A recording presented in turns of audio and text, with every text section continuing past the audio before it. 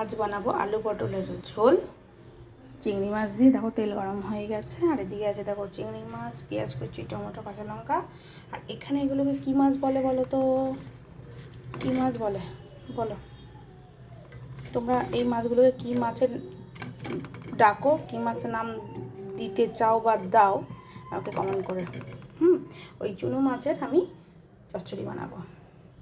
তো চলো ঝটপট রান্নাটা করে নিই, তারপর তোমাদের সাথে শেয়ার করবো। ওকে, তো দেখো দিয়ে দিয়েছি আলু, পটল আর কাঁচা পেঁয়াজগুলোকেও দিয়ে দিয়েছি।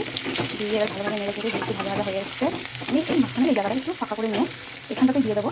এটাকে কী বলে জানো তো? চটজলদি পাইটাই রান্না যেটা বলে, আমার কাছে তো এটাই চটজলদি। কীভাবে রান্না করতে হবে আমাকে।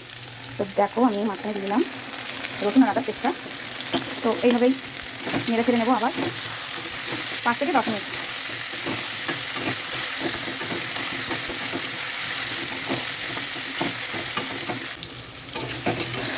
তো আমি মশলা দিয়ে রসুন আর আদার পেস্টটা দিয়ে ভালোভাবে কষিয়ে নিয়েছি।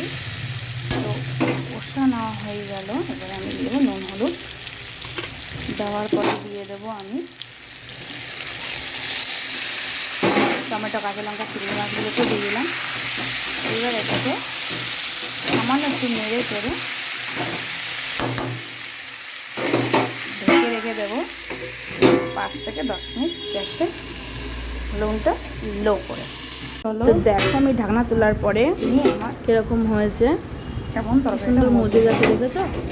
নুন হলুদ আর টমেটো কাঁচা লঙ্কা দিয়ে ভালোভাবে মজা হয়ে গেছে। এখানে আমি দাঁড়াও একটু গরম জল করে নিই।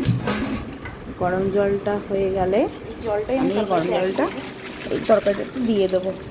বেশ খানিক সময় ফুটে উঠলে আমি নামিয়ে দেবো। এদিকে দেখো কীরকম মজে এসছে, তেলও আমার ছেড়ে গেছে।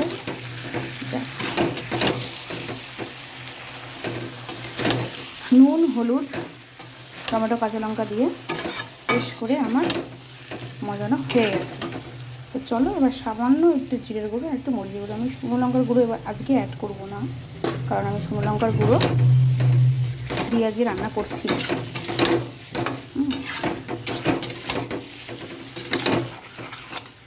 চলো এইভাবেই থাকুক আরও 5-10 মিনিট, জলটা গরম হয়ে যাক।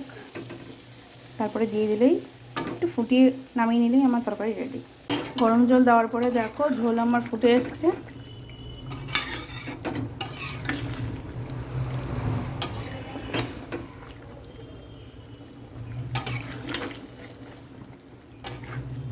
এরকম পাতলা ঝোলই আমি নামিয়ে নেবো।